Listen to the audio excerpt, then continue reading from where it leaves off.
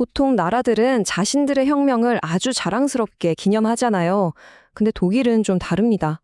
오늘 우리는 1918년 독일 혁명이 왜 축제가 아닌 침묵 속에 남게 됐는지 그 복잡하고 비극적인 미스터리를 한번 파헤쳐 보려고 합니다. 자, 바로 시작해보죠. 생각해보세요. 프랑스는 바스티유의 날, 미국은 독립기념일, 정말 성대하게 기념하잖아요. 한 100여 년 전에 독일도 황제를 몰아내고 공화국을 세운 정말 엄청난 혁명을 겪었거든요. 그런데 왜 이 날은 달력에서 조용히 잊힌 걸까요? 바로 이 질문에서 오늘 이야기는 시작됩니다. 보시는 것처럼 프랑스나 미국에게 혁명은 국가 정체성의 핵심이고 자부심의 원천이죠. 반면에 독일의 혁명은 어딘가 외면받는 느낌이에요. 아니 대체 왜 이렇게 다른 걸까요? 그 뒤에는요, 우리가 생각하는 것보다 훨씬 더 깊고 어두운 사연이 숨어 있습니다. 한 역사가가 한 말인데요. 이게 핵심을 찌릅니다. 이건 그냥 단순한 승리의 역사가 아니에요. 말 그대로 거대한 혼돈 속에서 결국엔 피를 부르는 사태로 끝나버린 독일 현대사에서 가장 복잡하고 비극적인 혁명에 대한 이야기인 거죠. 모든 것의 시작은 바로 바다였습니다.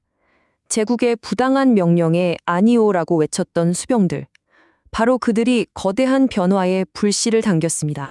때는 1918년 가을, 독일 제국은 말 그대로 벼랑 끝에 몰려 있었어요. 4년이나 이어진 전쟁의 나라는 완전히 지쳐버렸고 사람들은 굶주리고 있었죠. 사실 군제 수뇌부도 이미 패배를 직감하고 있었어요. 근데 국민들한테는 계속 우리가 이길 수 있다고 거짓말을 하고 있었던 겁니다. 언제 터질지 모르는 시한폭탄 같았죠. 바로 그때 정말 믿을 수 없는 일이 벌어집니다. 해군 지휘부가 말이죠. 이미 진 전쟁에서 잃어버린 명예를 되찾겠다면서 수병들한테 사실상 자살 공격이나 다름없는 마지막 출향 명령을 내린 겁니다. 자, 이 과정을 한번 보세요. 진짜 놀라운 건 그 속도예요. 킬리라는 항구에서 시작된 이 작은 저항이 순식간에 독일 전역으로 들불처럼 번져 나간 겁니다.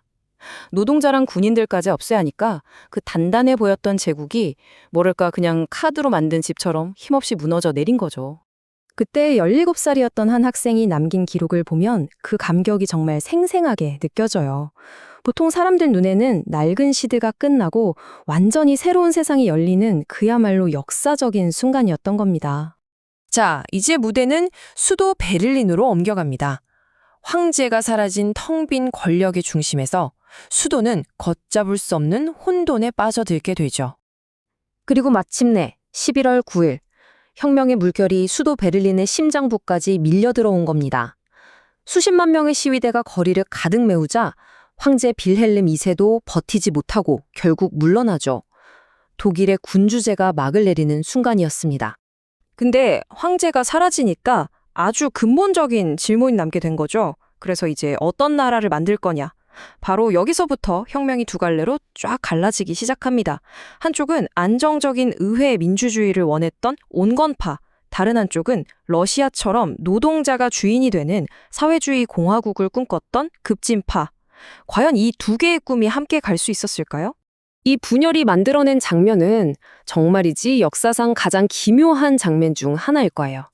바로 11월 9일 단 하루 동안 불과 2시간 간격으로 서로 다른 두 개의 공화국이 선포된 겁니다. 오후 2시에는 국회의사당 발코니에서 온건파가 독일공화국을, 그리고 오후 4시에는 옛 왕궁 발코니에서 급진파가 자유사회주의 공화국을 선포해요. 독일의 미래는 한 치 앞을 알 수 없는 안개 속으로 빠져들었습니다. 이제부터가 이 혁명의 가장 비극적인 부분입니다. 바깥의 적이 사라지자 혁명가들이 서로에게 총을 겨누기 시작했거든요. 이제 막 태어난 공화국은 시작부터 씻을 수 없는 원죄를 짊어지게 됩니다. 이 비극의 한가운데 자유군난이라는 이름이 있습니다. 이 사람들은 전쟁터에서 돌아온 군인들로 만들어진 민주주의를 아주 혐오하는 극우 사병 집단이었어요. 정말 믿기 힘든 건 이제 막 태어난 민주공화국 정부가 자기들의 가장 큰 적인 이 반민주 세력에게 손을 내밀었다는 거예요. 이건 정말 돌이킬 수 없는 결정이었죠. 그 결과요? 정말 참혹했습니다. 1919년 1월 자유군단은 베를린에서 일어난 좌파 봉기를 무자비하게 진압합니다. 150명이 넘는 사람들이 목숨을 잃었고요.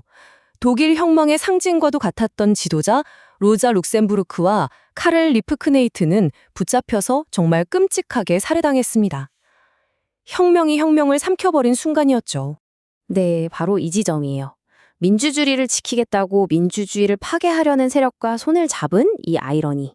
역사가들이 왜 이걸 바이마르 공화국의 원죄라고 부르는지 알겠죠? 이 결정은 이제 막 싹 트려던 민주주의의 땅을 처음부터 도구로 오염시켰고 결코 아무 시 없는 깊은 상처를 남겼습니다.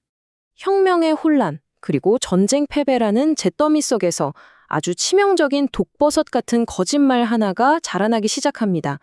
바로 등 뒤에서 칼을 꽂았다는 신화, 이른바 배후중 상설입니다. 이 음모론 내용은 아주 간단해요. 우리 용감한 독일군은 전선에서 지지 않았어. 그런데 후방에 있던 비겁한 배신자들, 그러니까 혁명을 일으킨 저 민주주의자, 사회주의자들이 우리 등 뒤에 칼을 꽂아서 항복하게 만든 거야, 라는 거죠. 하지만 보시는 것처럼 이건 완전한 거짓말이었습니다. 새빨간 거짓말이었죠. 현실은 정반대였어요. 패배를 인정한 건 혁명가들이 아니라 군 지휘부, 바로 자기들이었거든요. 그들은 혁명이 일어나기도 전에 이미 우린 졌구나 하고 항복을 요구했었단 말이죠. 하지만 이 교묘한 거짓말은 패배의 책임을 신생공화국에 떠넘기고 그 존재 자체를 부정하는 가장 강력하고 치명적인 무기가 되어버렸습니다. 자, 이제 모든 퍼즐 조각이 맞춰지는 것 같죠? 혁명이 시작될 때부터 품고 있던 폭력성, 그리고 그 뒤를 이은 이 어두운 역사. 이게 바로 독일이 11월 9일을 기념하지 않는 이유입니다. 정말 기막힌 운명의 장난처럼 이 타임라인을 한번 보시죠. 11월 9일은 공화국이 태어난 날이기도 하지만 공교롭게도 독일 역사상 가장 끔찍한 사건들과 같은 날이에요. 1923년에는 히틀러가 쿠데타를 시도했고요. 1938년에는 나치가 유대인 대학살 신호탄이었던 수정의 밤 사건을 일으켰습니다. 결국 혁명의 탄생 자체가 남긴 이 피와 분열의 상처, 그리고 나중에 나치가 더 씌운 그 끔찍한 기억, 이 모든 것 때문에 11월 9일은 도저히 축하할 수 있는 날이 될 수 없었던 겁니다. 대신 독일 사람들은 이날을 성찰과 경고의 날, 바로 운명의 날, 독일어로 식살스탁이라고 부릅니다.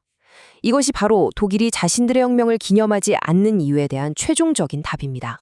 혁명은 분명 민주주의를 탄생시켰지만 안타깝게도 그 민주주의는 내부의 분열과 거짓 선동 앞에서 너무나 허무하게 무너져 내렸습니다.